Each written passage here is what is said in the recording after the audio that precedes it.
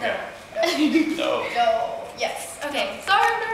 Okay. So, this is called Love in the Language of Dancers. 3. I have danced to this song before. The skid marks made from my 2 left feet are still hot from our last number.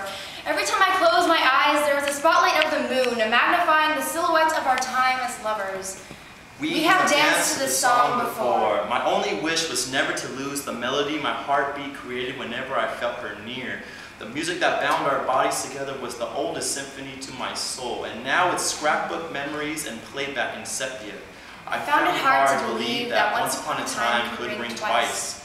The motion we created still amplified like little goosebumps on my skin, rising up like mountaintops, pointillism paintings on arms and legs. We were once a moving photograph taped to the ceiling, a Nickelodeon to listen on black and white days.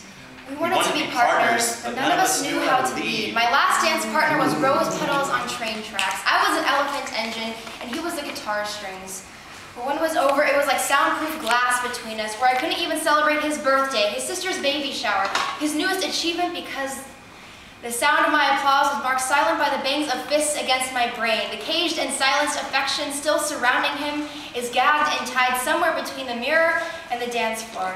An abyss, ever growing. I can barely look at the lullaby harmonies of our last slow dance without escaping into the reasons why my shoelaces were tied too loosely, my hands too sweaty as it clasped in his. I'm beginning to find myself in other people, He said, as if it was supposed to make up for the moments I felt like a wallflower, standing awkwardly next to the bowl of spiked punch. I promise, one day we will have a conversation where we're both smiling. His last words. I think our problem began when we danced for so long that we kept wondering when the song would end. Whenever the record would skip, so would my heart. Turns out we were waltzing to the tune of my flatline. There was never sunshine for us, only night sky. And you were my moon, not because you were my one and only, but because you were full of it sometimes. We were surrounded with pictures of lies and shots at our egos.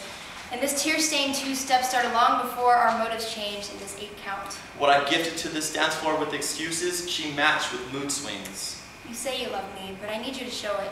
Says my black swan as I flip and bend my spineless back, hoping that midnight would not strike this ball so soon, eventually playing into surrender, allowing this ballerina-turned nutcracker to drown me in her Swan Lake tears once again. Lo and behold, once the bell tower rang its 12th toll, the record player clawed its final scratch, and I was back in first position. I come across a stub-toed princess who brings the tap back into my shoes and leaves me pondering, could once upon a time possibly ring twice?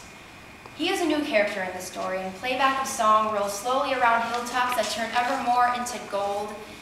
He is a stranger in this with new moves and tap dance shoes, breathing life like an arabesque into my lungs.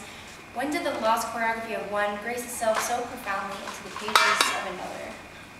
I swear, every time I look into her eyes, I see autumn bike rides and midnight constellations.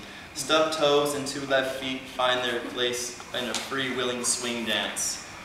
Her touch heats my skin and warms my heart, illuminating the fairy tale choreography I had, and it makes me believe that once upon a time could ring twice. Woo!